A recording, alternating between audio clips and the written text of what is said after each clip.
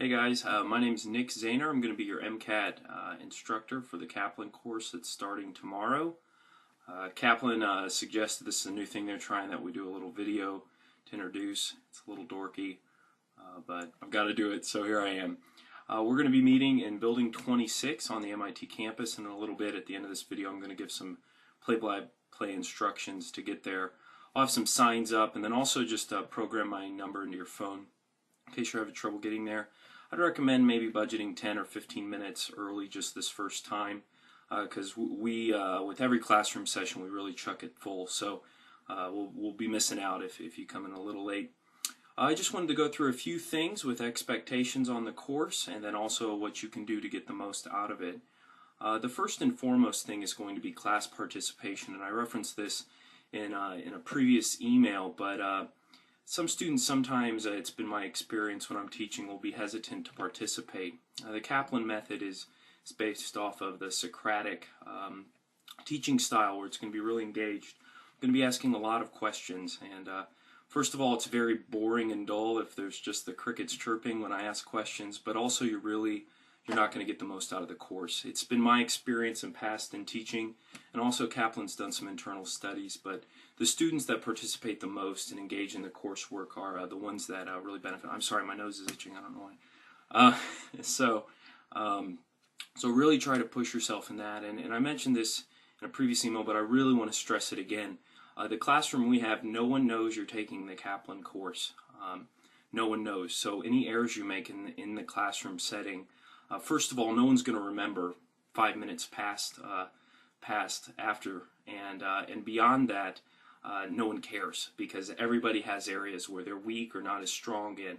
And the time to make the errors are in class, and so I'm really going to be pushing all of you to get to the breaking point where your knowledge and critical thinking skills, where they need to develop, because every error you make in the classroom and every error you make on the practice assignments, review notes, everything that Kaplan provides to practice, every error you make there is one less error you're going to make on test day, and that's going to equal high points, more points scored. The errors in Kaplan course, on Kaplan assignments, they don't count.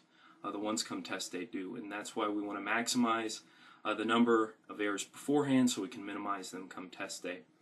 The big points on expectations.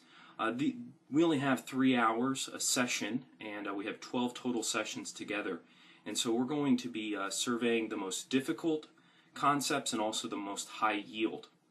And so we can't expect that I'm going to be able to cover every science concept in class. We're going to be doing the most difficult, that traditionally students have the most trouble on, and then also the ones that are going to yield the most points. So with that said, it's critically important that you make your way through the review notes before each session. So if you're a little bit behind on the assignments, that's fine. Don't worry about it. Try to catch up. But if you're watching this and you're kind of worried about what do I get done before class tomorrow, you need to make sure you make it through the first 3 chapters of the review notes and do the questions at the end, because that's the only way you're going to get the most out of class tomorrow. So put those at the top of the list in terms of priorities. I'm looking here. The other few important pieces on expectations. We're going to have a break. It's going to be a 3-hour class. We'll have about a 10-minute break right about in between, about the hour-and-a-half mark. And I ask that you reserve your texting and all those things for that break. I know it's tough. I'm right there with you. I know on the smartphone piece that it's easy to just check a real quick text message, but it's going to be difficult for students. It's going to be distracting for other students, and it's also going to be distracting for you. My goal is to get you the best score you can get on test day, and so part of that is being 100% present in our courses. I'm looking here. Okay, the last piece is what the MCAT is, and I'm gonna talk about a little bit more on this tomorrow. But the MCAT, and by means of the MCAT, medical schools are looking for a particular kind of student, and the particular kind of student they're looking for is not someone that can just memorize. I heard someone say it once, medical schools are not looking for the next generation of memorizers. They're looking to find the next generation of people that have mastery of the content but can apply it and think critically about it. And so the MCAT really mimics that. This is the reason why, and I don't know if you've ever asked any of your professors or pre-med advisors, but this is the reason why PhDs don't traditionally do that well on the MCAT. They can get upwards of the low 30s. It's been my experience in conversations with them, but content knowledge can really only get you between 27 and 30, I think, is about where it seems to really drop off. People that have the content down cold, the points 30 to 35, that range 36, that's where we're going to be really developing the critical skills. That's what's going to get you into that range, and so that's what we're going to focus on in class. We're going to focus on thinking critically within scientific contexts. My job is to draw the boundaries. This is on the MCAT, this isn't. And so we might have some interesting topics come up, but if they are outside of the scope of the MCAT, we're going to bracket those for after class because we just want to focus in on the topics on the MCAT and really leave everything else outside because that's what our goal is. That's what my goal is to get you as many points as you can on the MCAT. So here we go. I'm going to give you quick directions and play-by-play on some photos. I know it's cheesy. My wife was making fun of me for this, but Kaplan recommends it, so I kind of got to do it here. So let me give you directions. We're going to be coming off of the intersection of Vassar. I think it's Vassar, V-A-S-S-A-R. I used to took on phonics as a kid, so pronouncing words trouble sometimes. So Vassar and Maine, and I'll give you a play-by-play here. So I look forward to seeing you all tomorrow, and have a nice evening.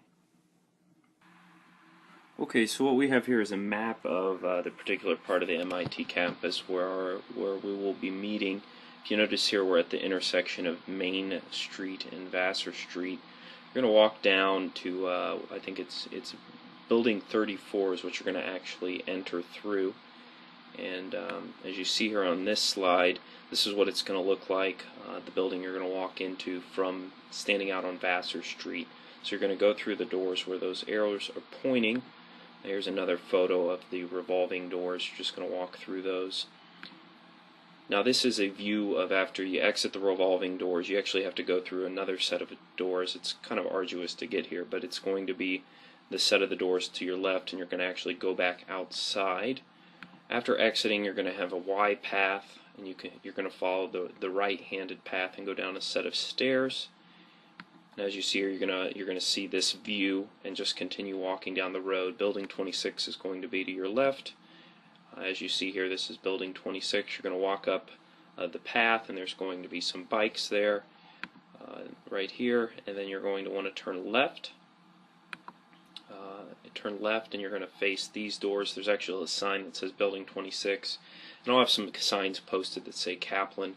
You're going to go in these doors, and immediately to the left there's going to be the staircase that you see here, and you're going to go up these stairs to the 3rd floor, and you're going to exit onto the 3rd floor and turn immediately to the right. You're going to walk down the hallway, probably 150 feet, and on your right will be room 302, and you'll enter this door here, and that's where I'll be waiting for you. I'll have some signs posted just so you can follow the directions to it. If you know another way to get here, great, but this is the way I found that seemed to be a straight shot. So thanks so much, and have a great evening.